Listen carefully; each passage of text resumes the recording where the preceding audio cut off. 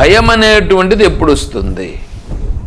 భయం అనేటువంటిది ఎప్పుడు వస్తుందంటే, మనకు ఏదైతే ఒక ఇష్టమైన వస్తువు ఉంటుందో ఆ ఇష్టమైన వస్తువు నా నుంచి చేజారిపోతుందేమో అనే భావన ఏర్పడితేనే భయం వస్తుంది, లేకపోతే భయం రాదు. అది ఇప్పుడు సపోజ్ మనం కొత్తగా కారు తీసుకొచ్చామని అనుకోండి, కొత్తగా కారు తీసుకొచ్చినాం.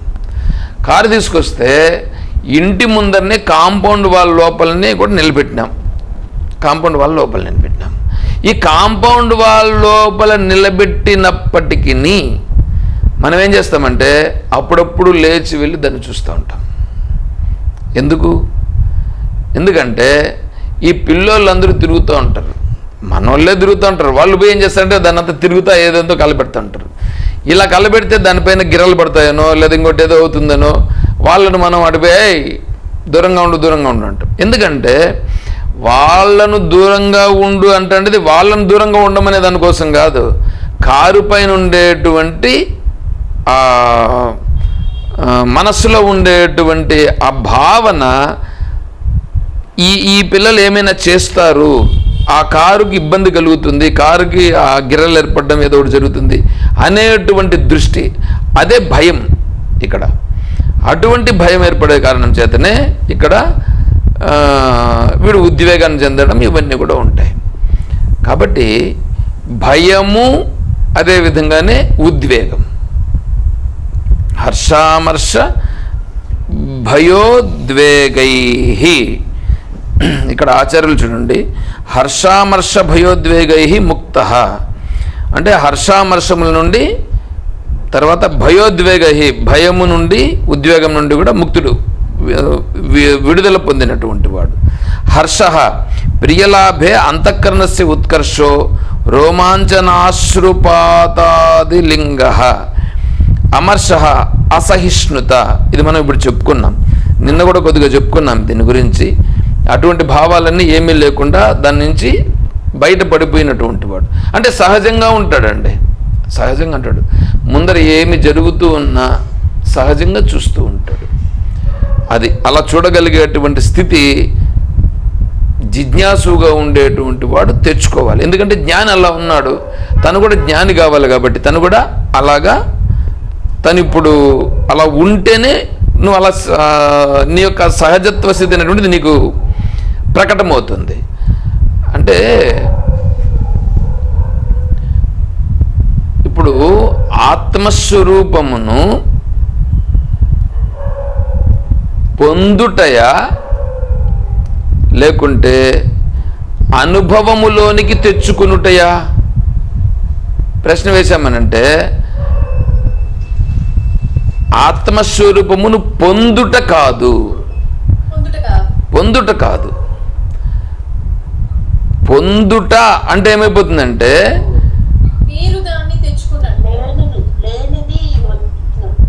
లేని దాన్ని తెచ్చుకున్నట్లు అవుతుంది పొందుట అంటే.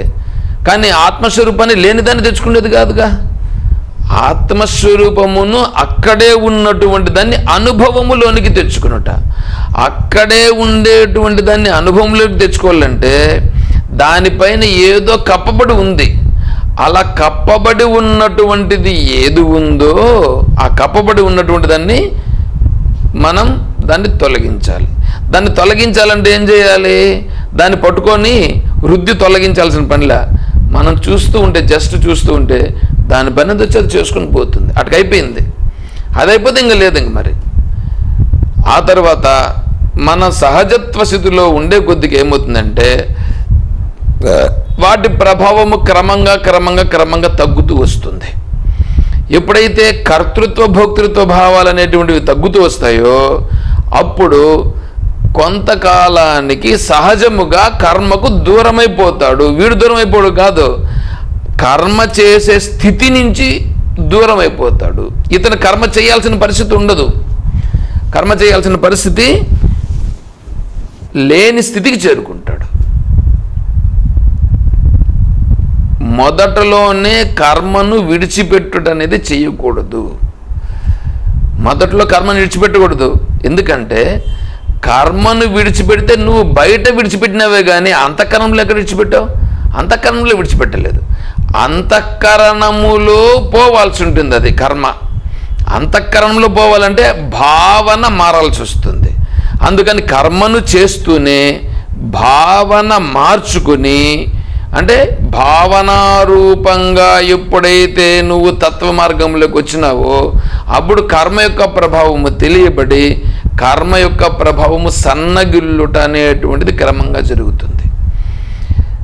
ఫలము పైన ఆసక్తి అనేది తగ్గిపోతూ వస్తుంది. ఫలము పైన ఎప్పుడైతే ఆసక్తి తగ్గిపోతూ వస్తుందో అప్పుడు కర్మలను పెంచుట అనేటువంటిది తగ్గిపోతుంది. ఇప్పుడు ఉన్న కర్మను చేస్తూ ఉంటావు, ఇది కూడా క్రమంగా ఏమైపోతుంది? ఫలాసక్తి అనేటువంటిది భావనలో లేదు, ఈశ్వరునికి అర్పించేసినావు. తద్వారా ఏమైపోయింది? ఈశ్వరునికి ఈ ఫలాసక్తిని, ఫలమును ఈశ్వరునికి అర్పించేసావు. వచ్చే ఫలాన్ని తీసుకుంటావు, దాన్ని విడిచిపెట్టమని నేను చెప్పట్లేదు.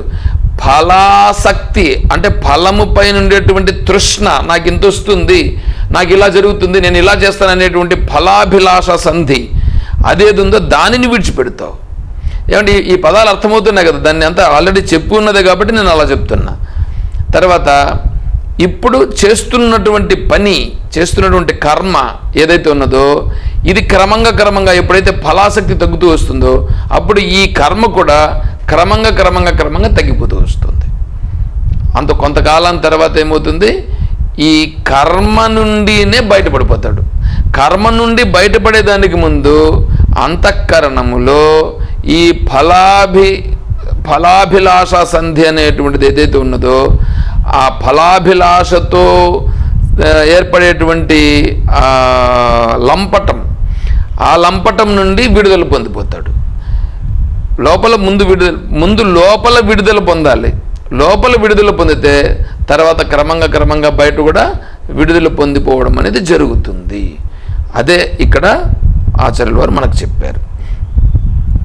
భయం త్రాసః ఉద్వేగః ఉద్విగ్నత తైః ముక్తో.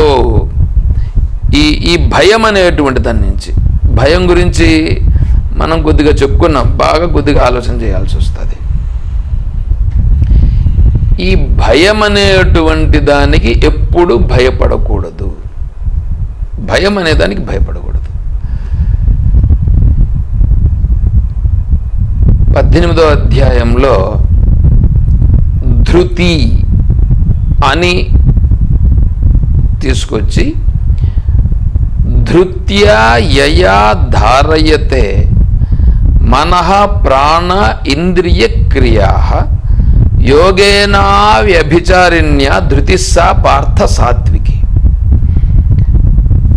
యయాతు ధర్మకామార్థాన్ ధృత్యా ధారయతే అర్జున ప్రసంగేన ఫలాకాంక్షి ధృతిస్సా పార్థ రాజసి. యయా స్వప్నం భయం శోకం విషాదం మదమేవచ నవిముంచదు దుర్మేధ ధృతిస్సా పార్థ తామసి. అంటే ధైర్యము, ధృతి, నిలబెట్టుట. ఇప్పుడు ధృతి అంటే ధైర్యము. ధైర్యం అంటే ఏంటి అంటే ఇప్పుడు చూడండి, ధృతి అంటే ఏమంటే మన శరీరము నిలబడి ఉందండి. మన శరీరం నిలబడి ఉందా లేదా? ఈ శరీరమును ఎవరు నిలబెట్టినారు అంటే మనస్సు చేత నిలబడి ఉన్నాం. ఓకే, మనస్సు చేత నిలబడి ఉన్న మనస్సే చేసే పనులను బట్టి ఒక్కొక్క పేరు ఉంటుంది. ఇప్పుడు కోపం వచ్చిందని అనుకోండి, కోపం ఎవరికి వచ్చింది? మనస్సుకు కలిగిన ఒక వికారానికి కోపం అని పేరు. అదే మనస్సుకే సంతోషం ఏర్పడిందని అనుకోండి, అంటే మనస్సులో కలిగినటువంటి ఒక వికారానికి సంతోషం అని పేరు. అదే మనస్సుకి కోరిక కలిగిందని అనుకోండి, దానికి అప్పుడు కామం అని పేరు. అదే సిగ్గుపడిందని అనుకోండి, దానికి లజ్జ అని పేరు. ఇట్లా అన్ని పేర్లు ఉన్నాయి. ఇప్పుడు ధృతి అని కూడా అదే మనస్సుకే పేరు. అంటే ధృతి అంటే ఏంటి? ధృతి అంటే ధైర్యం. ధైర్యం అంటే ఏంటి? ఇక్కడ ధైర్యము ధృతి అని అంటే ఏంటంటే వేరే వాళ్ళు మాట్లాడుతూ ఉంటే వాళ్ళతో గట్టిగా మాట్లాడడం, వాళ్ళను మాట్లాడనీయకుండా అణిచేయడం, లేకపోతే బలం ఉపయోగించి వాళ్ళను కొట్టడం, ఇది ధైర్యం అని అనుకుంటారు లోకంలో ఉన్నవాళ్ళు.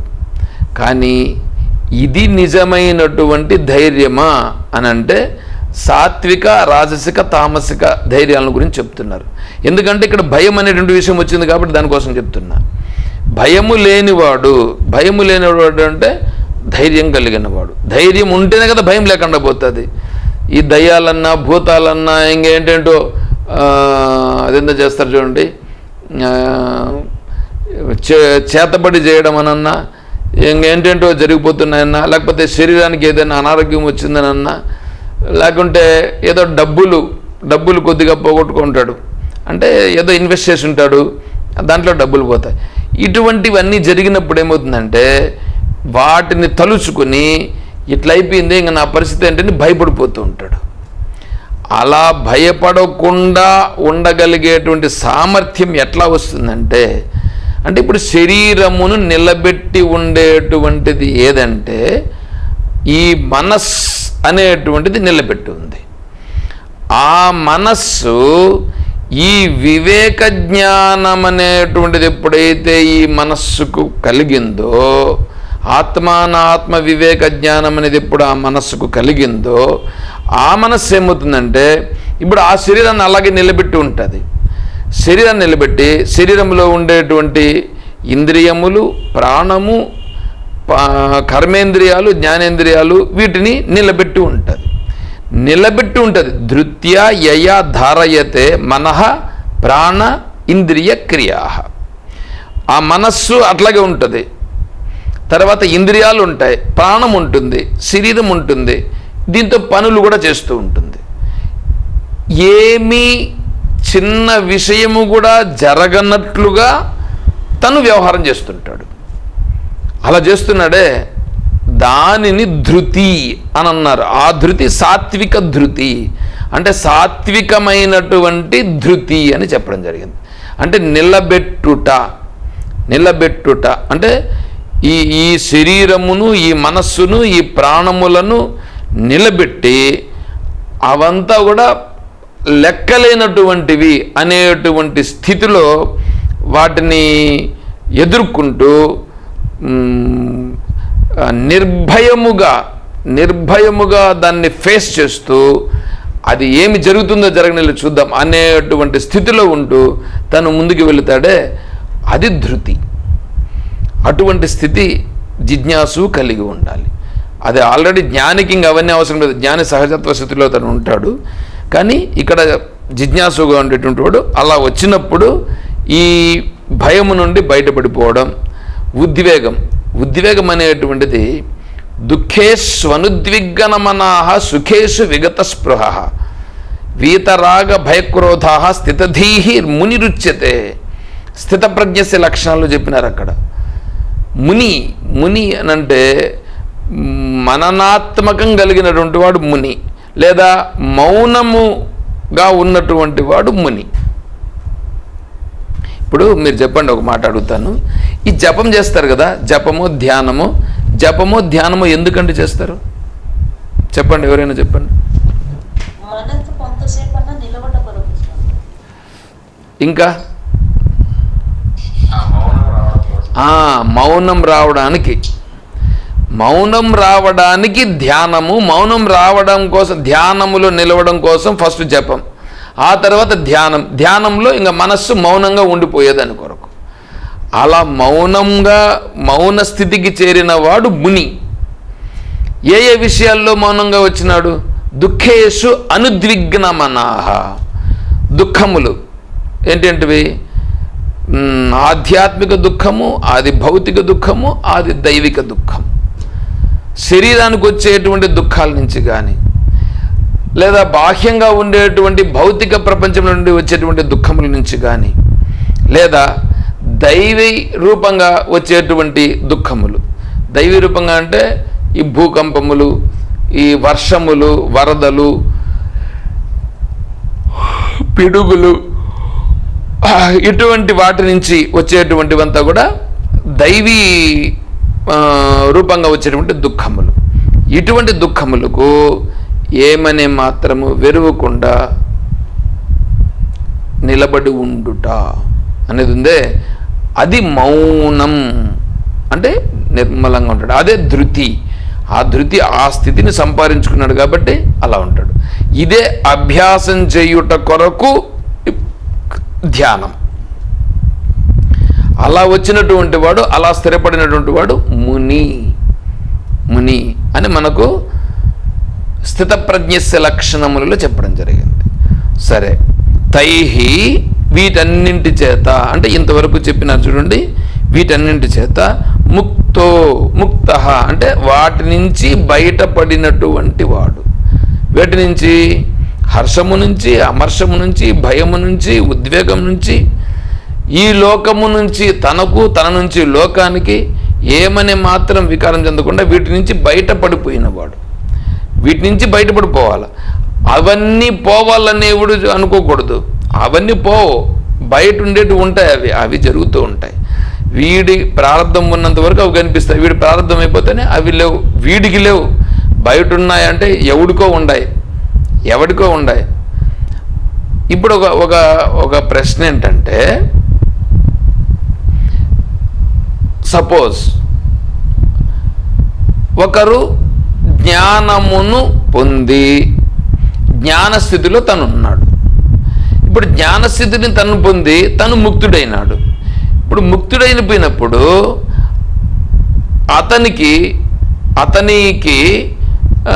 ప్రపంచం అనేది ఇంకేం లేదు కదా. అంటే ప్రపంచం అంతా కూడా అతని స్థితిలో దాన్ని ఏమంటారు,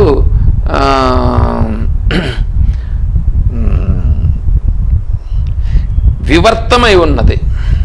అతని దృష్టిలో ప్రపంచం అనేటువంటిది వివర్తం, అంటే రజ్జు సర్ప దృష్టాంతం లాగా వివర్తమై ఉన్నది. నిజంగా ప్రపంచం అనేది లేదు, కేవలం తనే ఉన్నాడు. ఇప్పుడు అతను మోక్షమును పొందినాడు. ఇప్పుడు మిగతా వాళ్ళందరికీ ప్రపంచం లేకుండా పోతుందా అనేటువంటిది. మిగతా వాళ్ళందరికీ ప్రపంచం ఉందిగా, మిగతా వాళ్ళందరికీ ప్రపంచం ఉంది. మరి అతను మాత్రం ఎట్లా మోక్షాన్ని పొందినాడు అనంటే, ఇప్పుడు ఏ ప్రపంచమైతే ఉన్నదో అతని యొక్క చేతనలో, అతని చేతన ఒకటే, అందరిది ఉండేది చేతన ఒకటే. చేతన ఒకటే అయినప్పటికీ మనస్సులో సంస్కారములు వేరు వేరు. అందరి చేతన ఒకటే, కానీ మనస్సులో ఒకరొకరు సంస్కారం ఒకటి కదా. ఆ సంస్కారములు వేరుగా ఉన్నాయి. ఇప్పుడు ఇతనేం చేసుకున్నాడు, ఇతని యందున్నటువంటి సంస్కారములు తొలగిపోయిన ఒకటి. సంస్కారములన్నీ తొలగిపోయిన కారణం చేత ఇతని దృష్టిలో ఇతనికి ప్రపంచం లేదు. ఇతని దృష్టిలో ప్రపంచం లేదు. ఇతని దృష్టిలో ప్రపంచమంతా కూడా విపర్యయం. ఆ విపర్యం అనేటువంటిది కూడా పోయింది. కాబట్టి ఇతని దృష్టిలో ప్రపంచం లేదు. ఇతని దృష్టిలో ఇంతవరకు ప్రపంచంలో జీవులు కనిపించినారు. అయినప్పటికీ ఇతను మోక్షమును పొందినాడు, కానీ మిగిలిన వాళ్ళు ఎవరైతే ఉన్నారో వాళ్ళందరూ కూడా జీవులు అనే భావన ఇతనికి ఉండదు. ఎవరికి? ఈ మోక్షమును పొందినటువంటి వ్యక్తి ఎవడున్నాడో అతనికి ఎదురుగా ఉన్నటువంటి వీళ్ళందరూ జీవులు అనే భావన ఉండదు. మరేం భావన ఉంటుంది అనంటే, ఇప్పుడు గుడిలో గోడలపైన ఏం చేసింటారంటే ఈ బొమ్మలు చెక్కి ఉంటారు. రాముడు, రావణాసురుడు, సీతామాత, లక్ష్మణుడు, విభీషణుడు, యుద్ధరంగము, ఇవన్నీ కూడా చెక్కుంటారండి. ఇప్పుడు ఇవన్నీ చెక్కు ఉన్నారు కదా. చెక్కు ఉన్నప్పుడు దీనిపైన ఏం చేశారంటే, మనం ఆ గుళ్ళకి వెళ్ళిన తర్వాత ఇప్పుడు అక్కడ చూస్తాం, ఇక్కడ రాముడు రావణాసురునితో యుద్ధం చేసేదానికి బయలుదేరినాడు అని మనం చెప్తాం. ఏమంటే కానీ అక్కడ ఏమున్నది? రాముడుగా ఉన్నది శిల్పమే, రావణాసురుడుగా ఉన్నది శిల్పమే, సీతామాతగా ఉన్నది శిల్పమే, యుద్ధము జరుగుతూ ఉన్నట్లుగా ఉన్నది శిల్పమే. ఇప్పుడు చెప్పండి, ఈ దీంట్లో ఇప్పుడు ఉన్నది అక్కడ శిల్పమే ఉందా, లేదా రాముడు, రావణాసురుడు, సీతామాత యుద్ధము ఇవంతా ఉన్నాయా? శిల్పమే ఉంది. నిజంగా చూస్తే ఒకటే ఉన్నది, శిల్పమే ఉన్నది.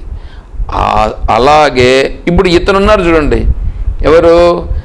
ఈ జీవన్ముక్తిని పొందినటువంటి వాడు స్థితి ఉన్నాడే, అతని దృష్టిలో జీవులు కనిపిస్తూ ఉన్నా ఈ జీవులు కాదు వీళ్ళందరూ చైతన్య స్వరూపులే. వీళ్ళందరూ చైతన్య స్వరూపులే. ఎవ్వడు కానీ బద్ధుడు కానే కాదు. ఎవడు బద్ధుడు కాదు అతని దృష్టిలో. ఎవరు? జీవన్ముక్తిని స్థితిలో. వీళ్ళ దృష్టిలో వీళ్ళందరూ బద్ధులు, అతను ఒకడు మాత్రం ముక్తుడు. చూడండి ఎట్లా ఉందో.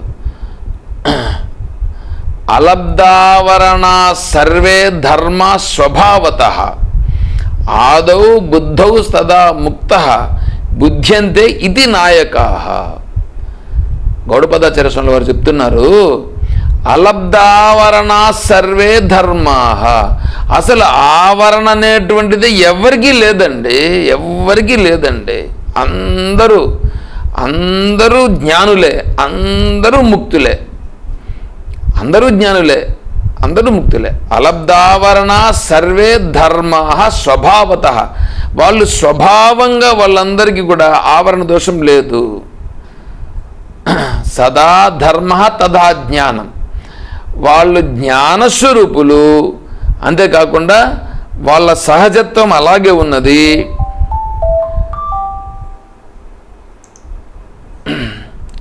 సదా ధర్మస్తదా జ్ఞాన అలబ్ధావరణ సర్వే ధర్మా స్వభావతః ఆదౌ బుద్ధస్తదా ముక్తః బుధ్యంతే ఇతి నాయకాః. అంటే జ్ఞానమును కలిగినటువంటి మహాత్ములు చెప్పుతున్నటువంటి మాట. చూడండి ఎట్లా ఉందో. అంటే జ్ఞానం కలిగిన తర్వాత ఎదురుగా ఉన్నటువంటి వాళ్ళందరూ జ్ఞానులనే వాళ్ళు చూస్తారు, కానీ వీళ్ళు బద్ధులు అని వాళ్ళు చూడరు. బద్ధులు అనేటువంటి స్థితి వాళ్ళ దృష్టిలో ఉండదు. అంటే బద్ధులు అనే వాళ్ళు ఎవరు లేరు. ఒకవేళ ఏదైనా ఇక్కడ జరుగుతుందంటే ఇదంతా కూడా ఈశ్వరుని యొక్క వైభవం ఇలా జరుగుతున్నది అని చూస్తారు. ఈశ్వరుని యొక్క వైభవం. ఏమంటే ఇప్పుడు సినిమా చూస్తున్నాం కదా మనము. ఈ సినిమా చూసే దాంట్లో ఆ డైరెక్టర్ అనేటువంటి అతను ఇలా చేశాడు అని చూస్తామా, లేకపోతే అక్కడ ఏమన్నా రియల్గా జరిగిపోతుందని చూస్తామా? మనం చెప్పండి. డైరెక్టర్ యొక్క స్క్రిప్ట్ అంతే. అది డైరెక్టర్ యొక్క స్క్రిప్ట్ ఉంటుంది, దాన్ని అక్కడ జరుగుతూ ఉంటుంది. ఈయన భలే తీశాడండి, ఆ బాహుబలిని ఆ రాజమౌళి చాలా బ్రహ్మాండంగా తీశారండి. దాన్ని కూడా దాటిపోయిందంట కదా ఇప్పుడు ఏదో సినిమా ఒకటి. ఇట్లా తీశారని చెప్పి వాళ్ళను, ఆ డైరెక్టర్ని వాళ్ళను ఇలా తీశారు అనేటువంటి దృష్టితో వీడు చూస్తాడు, అంతేగాని ఇంకా వేరేముండదు. అలాగే ఈ సృష్టిని అంతా కూడా ఈశ్వరుడు ఈ విధముగా నడిపించుచున్నాడా అని చూస్తాడు, అంతేగాని ఇంకా వేరే విధమైనటువంటి భావన ఏమీ ఉండదు. ఎవరికి? జ్ఞాన భక్తునికి. అతను దీని నుంచి బయటపడిపోయినవాడు కాబట్టి అతను మాత్రము విముక్తిని పొందిపోయినాడు. అతని దృష్టిలో సర్వము బ్రహ్మమే, సర్వం కల్విదం బ్రహ్మ. కానీ వీళ్ళ దృష్టిలో వీడికి జ్ఞానం కలగలేదు కాబట్టి ఆ అంతఃకరణము సంస్కారాలు అలాగే ఉన్నాయి కాబట్టి ఆ సంస్కారములలోనే వాడు చుట్టుకొని దాంట్లోనే మునిగి ఉన్నాడు. వీడు ఇలా ఉన్నాడు, ఆయన భక్తుడు ముక్తుడైనాడు. అది ఇక్కడ మనకు ఈ శ్లోకంలో చెప్పడం జరిగింది. ఇంకా 16వ శ్లోకము అనపేక్ష శుచిర్దక్షః ఉదాసీనో గతవ్యధః సర్వారంభ పరిత్యాగి యో మద్భక్తః స మే ప్రియః.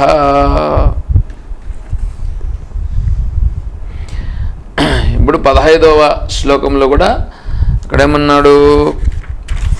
యహ సచ మే ప్రియ సచ సహ చ మే ప్రియ, నాకు ప్రియమైనవాడు అంటే నాకు ఇష్టమైనవాడు అని భగవంతుడు అక్కడ ఇష్టమైనవాడు భక్తుడు అని చెప్పాడు. ఇక్కడ కూడా 16వ శ్లోకంలో కూడా యో మద్భక్త సమే ప్రియ సహ మే ప్రియ, ఇతను నాకు ఇష్టమైనవాడు ప్రియుడు అని భగవంతుడు ఈ శ్లోకంలో కూడా చెప్తున్నాడు. ఈ శ్లోకాన్ని మనం రేపు తెలుసుకునే ప్రయత్నం చేద్దాం. అర్థమవుతుంది కదండి లాంగ్వేజ్, ఈ భాష నేను మాట్లాడుతూ ఉండేది.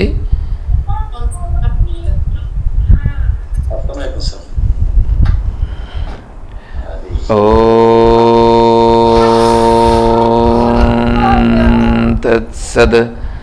ఓం అసతో మా సద్గమయ, ఓం తమసో మా జ్యోతిర్గమయ, ఓం మృత్యోర్మా అమృతం గమయ, ఓం శాంతి శాంతి శాంతి. హరి ఓం తత్సద్. ఓం సర్వం శ్రీ సద్గురుచరణారవిందార్పణమస్తు. ఓం జయ బోలో శ్రీకృష్ణ పరమాత్మకి, జయ బోలో భక్త మండలికి, జయ బోలో భక్త మండలికి. హర నమః పార్వతీపతయే. జయ సీతారాం. హరి ఓం తత్సత్. ఓం హరి ఓం. ఓం